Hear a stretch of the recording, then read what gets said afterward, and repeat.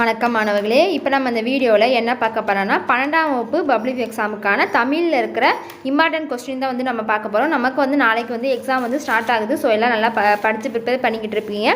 உங்களுக்காக முக்கியமான குருவினாக்கள், அதாவது செய்யுள் உரைநடையில் இருக்க முக்கியமான குருவினாக்கள் கொடுத்துருக்கோம். இதை மட்டும் படித்தாலே போதும், கண்டிப்பாக உங்களால் ஃபுல்லாக அட்டன் பண்ண முடியும் எக்ஸாமில். இப்போ நம்ம பார்க்கலாம். குருவினா செய்யுளில் பார்த்தீங்கன்னா நமக்கு 15லேருந்து 18 கொஸ்டின் வரைக்கும் இருக்கும். அது ஃபஸ்ட்டு பாருங்கள். கவிஞர் சிற்பி எவற்றை வியந்து பாட தமிழின் துணை வேண்டும் என்கிறார். அடுத்து நகரம் பட்டே தீட்டிய வெள்ளை வைரமாகிறது, விளக்கம் தருக. எதிர்பாராத நிகழ்வுகளை ஜலாலுதீன் ரூமி எவ்வாறு உருவகப்படுத்துகிறார்? ராமன் சுக்ரீவனிடம் கூறிய செய்திகளை எழுதுக. மாதவியின் நாட்டிய நிகழ்வில் ஒலித்த இசைக்கருவிகளை பட்டியலிடுக. சிலப்பதிகாரத்துக்கு வழங்கும் வேறு பெயர்கள் யாவை? அடுத்து காற்றின் தீராத பக்கங்களில் எது எதனை எழுதி சென்றது? அடுத்து மருத்துவத்தில் மருந்துடன் அன்பும் நம்பிக்கையும் ஆற்றும் பாங்கினை எழுதுக. அடுத்து 9வது கொஸ்டின் கலிவிழா ஒளிவிழா, விளக்கம் தருக. 10வது கொஸ்டின் தர்மமிகு சென்னையில் கந்த கோட்டத்துள் வளர் தலைமையங்கு கந்தவேலை தொடருக்கு பத உரை எழுதுக.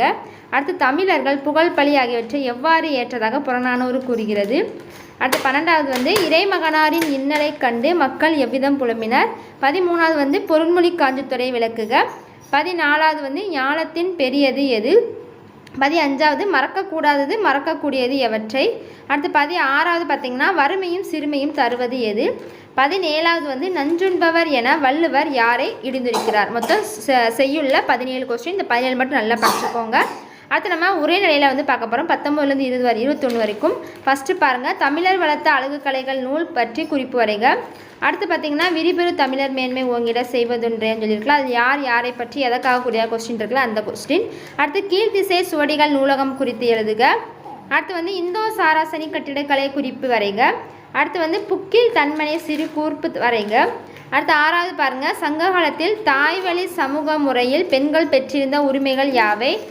7வது பெண்கள் பின்னணி இசைப்படத்தின் காட்சியமைப்புக்கு எவ்வாறு உயிரோட்டும் சான்று தருக. இது நமக்கு நீங்கள் இந்த கொஸ்டின் மட்டும் நல்லா படிச்சுக்கோங்க. கண்டிப்பாக உங்களுக்கு இந்த கொஸ்டின்ஸ் மட்டும்தான் வரும். ஸோ இதற்கு எல்லாமே நல்லா ப்ரிப்பேர் பண்ணிக்கோங்க. எக்ஸாம் நல்லா எழுதுங்க. இப்போ நம்ம குருவினாக்கள் பார்த்துருக்கோம். அடுத்து நம்ம சிறுவினாக்கள் அடுத்த வீடியோவில் பார்க்கலாம். தேங்க்யூ.